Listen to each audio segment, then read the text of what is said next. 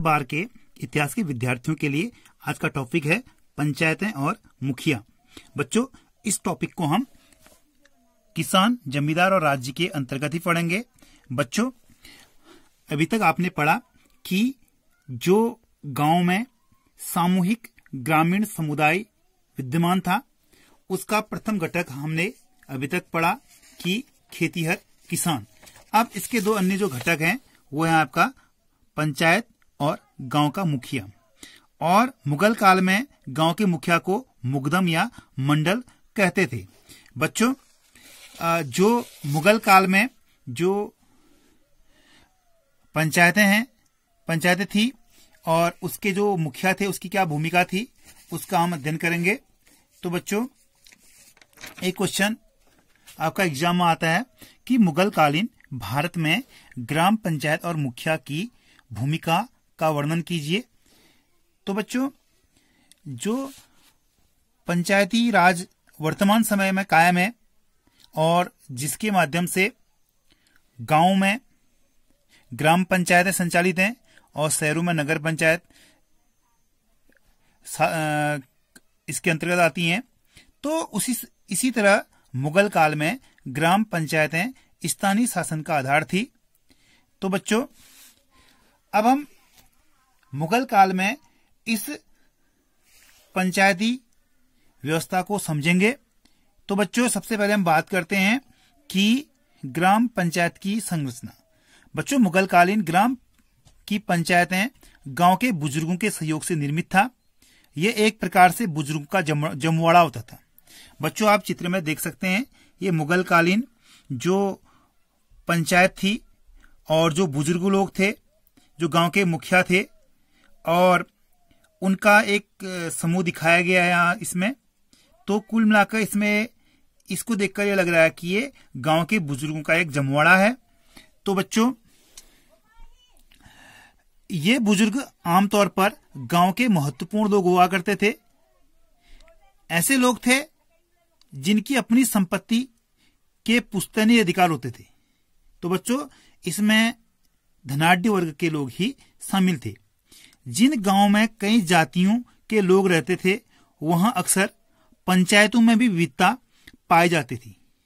बच्चों, यह एक ऐसा अल्पतंत्र था जिसमें गांव के अलग अलग संप्रदायों और जातियों की नुमाइंदगी होती थी, और फिर भी इसकी संभावना कम ही है कि छोटे मोटे और नीच काम करने वाले खेतीहर मजदूरों के लिए इसमें कोई जगह होती होगी। तो बच्चों, जाहिर सी बात है कि ये धनाढ्य लोगों का एक समूह था। इसमें जो गरीब या निम्न जाति के लोग थे, उनको इसमें शामिल नहीं किया जाता होगा, ये संभावना बनी है। हालांकि इसके बारे में स्पष्ट उल्लेख भी नहीं है, लेकिन जो उस समय का जो खेतीहर समाज के बारे में आपने पढ़ा कि दो जातियां थी, उच्च जाति और निम्न जाति। उच्च जाति को ही उस समय अधिक अधिकार प्राप्त थे। तो जाहिर सी बात है कि उस समय उच्च जाति के जो लोग थे और उसमें भी जो धनाढ्य वर्ग के लोग थे, उनको ही ग्राम पंचायत की बागडोर दी गई थी। तो बच्चों, इसमें खेतीहर जो मजदूरों का निम्न वर्ग था, उनको इसमें शामिल नहीं किया गया। ठीक है, लेकिन बच्चों, सबसे बड़ी बात थी कि पंचायत का फैसला गांव में सबको मानना पड़ता था। अब बच्चों, पंचायत का संचालन। अब पंचायत का संचालन किस प्रकार होता था, देखें। पंचायत का सरदार एक मुखिया होता था, जिसे मुकद्दम या मंडल कहते थे। मुखिया का चुनाव गांव के बुजुर्गों की आम सहमति से होता था।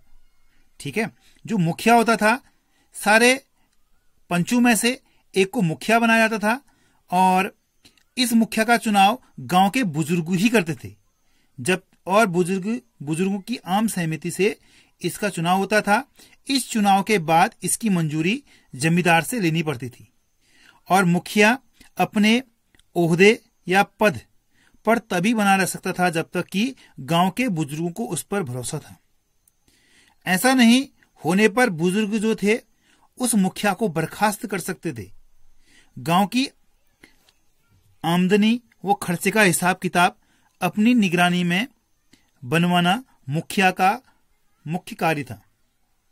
अब बच्चों इसमें पंचायत की जो सहायता करता था पटवारी करता था, क्योंकि गांव में जो राजस्व के जो रजिस्टर जो तैयार करवाता था वो पटवारी नामक पदाधिकारी कराता था।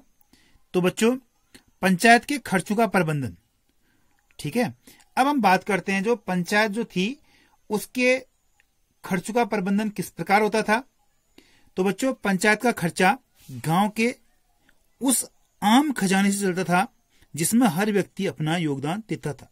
तो गांव के जो लोग थे वो आपस में मिलजुल के क्या करते थे, उस खजाने में अपना सहयोग देते थे। हर व्यक्ति उसमें पैसा जमा करता था। इस खजाने से उन कर अधिकारियों की खातिरदारी का भी खर्चा होता था। जैसे गांव में उस समय क्या थे, जो सरकार के आदमी आते थे, राज्य के आदमी आते थे, कभी कभी राजा भी दौरे पे आता था। राजा से संबंधित जो सूबेदार थे वो उन क्षेत्रों में आते थे, उनका दौरा चलता था। और जब वे जिस गांव में आते थे उस गांव के लोग क्या करते थे, उसकी खातिरदारी करते थे।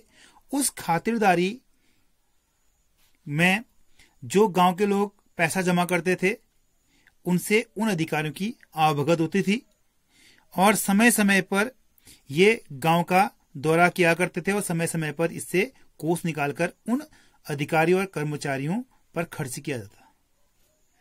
इसके अलावा बच्चों दूसरी ओर इस कोष का उपयोग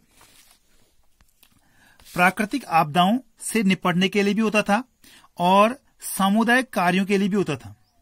कुछ सामुदायिक कार्य ऐसे थे बच्चों जो किसान खुद नहीं कर पाते थे, ठीक है, जैसे कि मिट्टी के छोटे मोटे बांध बनाना या नहर खुदवाना।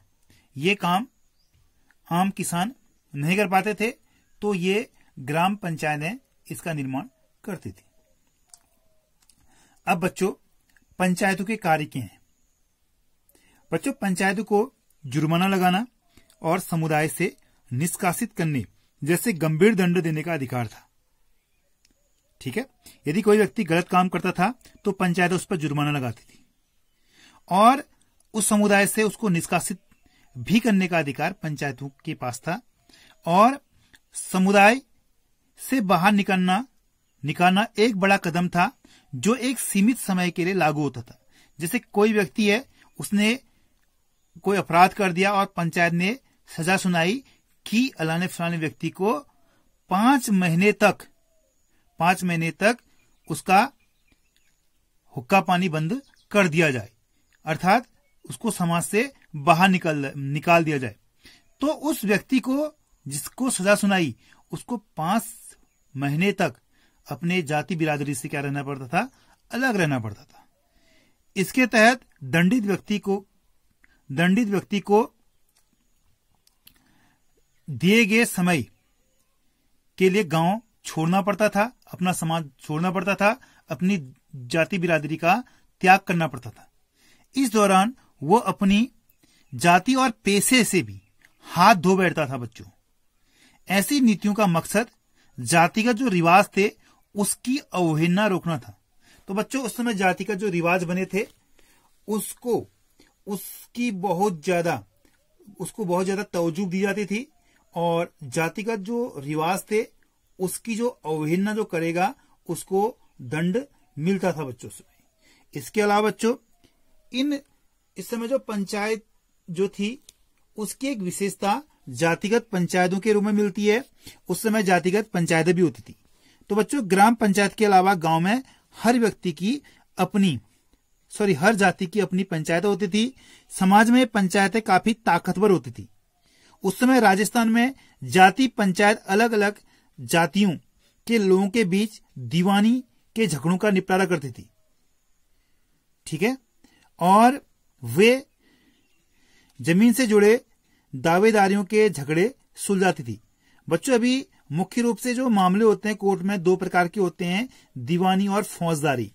दीवानी में जमीन जायदाद से संबंधित जो विवाद होते हैं, कुल मिलाकर संपत्ति संबंधी जो विवाद होते हैं वो दीवानी अदालतों के अंतर्गत आते हैं और जो लड़ाई झगड़े होते हैं वो फौजदारी के अंतर्गत आते हैं।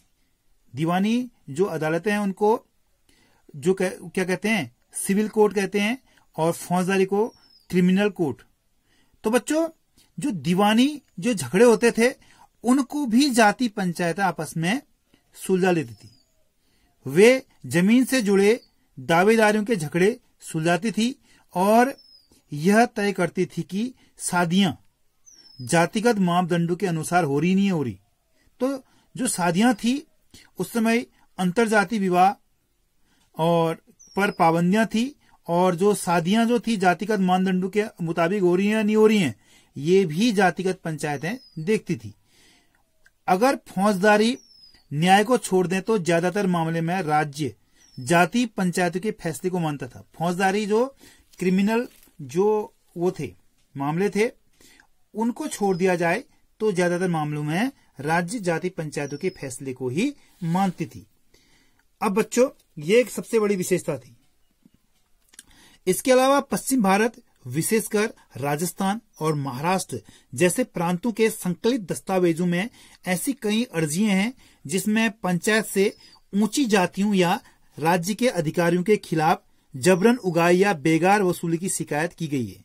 तो बच्चों, उस समय जो लोग थे उनको इन पंचायतों पर पूरा भरोसा था और ये इन पंचायतों को अपीलीय न्यायालय की भांति लोग मानते थे और उनसे बार बार शिकायत करते थे कि जो ऊंची जाति के जो लोग हैं और जो कई लोग ऐसे भी हैं जो क्या करते हैं, जो बेगारी प्रथा को बढ़ावा दे रहे हैं, जबरदस्ती बेगारी करा रहे हैं, उसके बदले में कोई भी मेहनताना नहीं दे रहे हैं।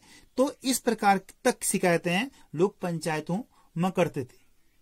तो बच्चों, उस समय न्याय प्रणाली की जो बागडोर थी वो इन्हीं पंचायतों के हाथ में थी और ये मुगल कालीन पंचायतों की एक सबसे बड़ी विशेषता है। ठीक है।